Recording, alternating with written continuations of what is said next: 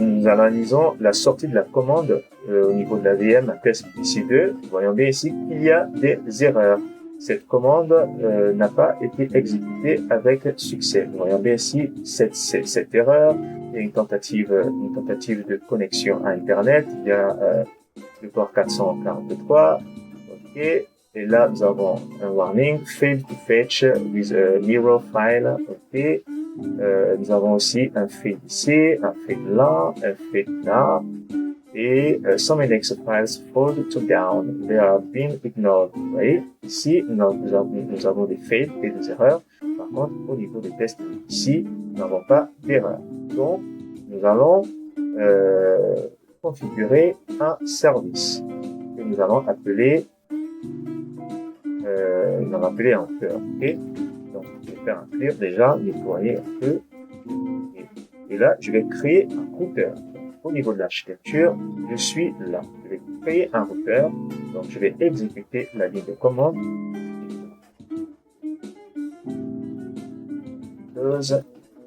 Get. Je vais donner le nom de mon routeur. Je vais l'appeler test. Test ici. Je vais comme ça. Et ça, c'est mon routeur.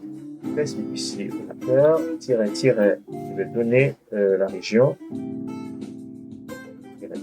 La région Europe. Ouest.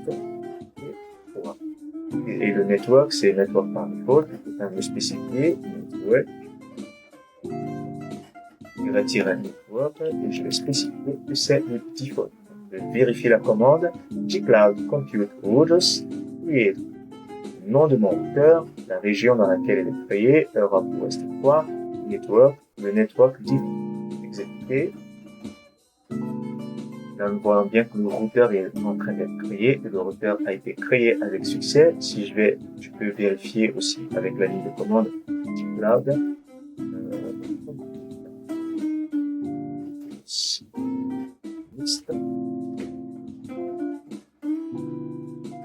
Parce qu'il y en a, voilà. Donc, j'ai bien un routeur qui a été créé. Je vais vérifier au niveau de l'interface. Donc, je vais chercher Cloud. Routeur. Donc, via l'interface, je devrais voir le routeur test ici routeur. Je scrolle un peu, j'ai bien test ici routeur. Ceci correspond au routeur que je viens de créer. Ce routeur étant créé, d'accord, ma VM ne peut toujours pas accéder à Internet. Il faut configurer le gateway, donc un pont que nous allons créer via la ligne de commande. Là, je vais tester la connectivité. Si je fais apt, je vais d'abord un petit clear. Et je vais réexécuter la commande. Si je fais update, il y a toujours un temps de latence. OK? Il n'y a pas de connexion possible à Internet. Donc, je vais faire un cancel. Je vais revenir ici. Je vais exécuter la commande.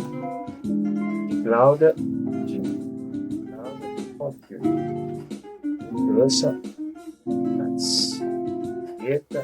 Je vais l'appeler test ici, test ici, NAT. Je vais spécifier le routeur. Le routeur, c'est celui-ci que je viens de créer. Le routeur est là, donc je vais spécifier la région Europe, Ouest 3. Et là, je vais ajouter deux tags. Tag NAT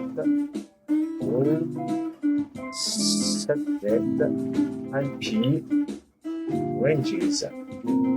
Tous les subnets sont autorisés et je vais ajouter un dernier tag au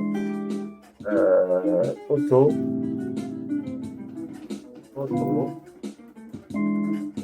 allocate NAT external IP ranges. Ici pour dire au routeur de créer automatiquement les adresses IP externes pour permettre la connexion avec Internet. Donc, je vérifie l'état de ma commande, donc je vais exécuter la commande.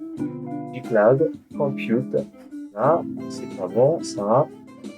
R en trop. G-Cloud, Compute. Routers, NATs. Create, non-NAT, router, région, la région, -NAT. Subnet, IP ranges.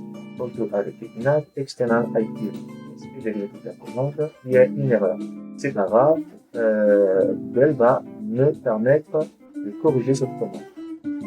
Auto-allocate, donc il y a un T en trop.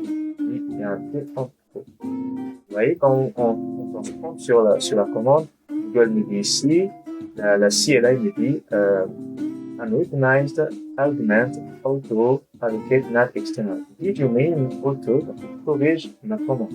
La commande est compliquée, je peux l'expliquer. La CLI me dit encore qu'il y a une erreur. Did you mean auto allocate NAT external IPs? Et comment je l'ai écrit?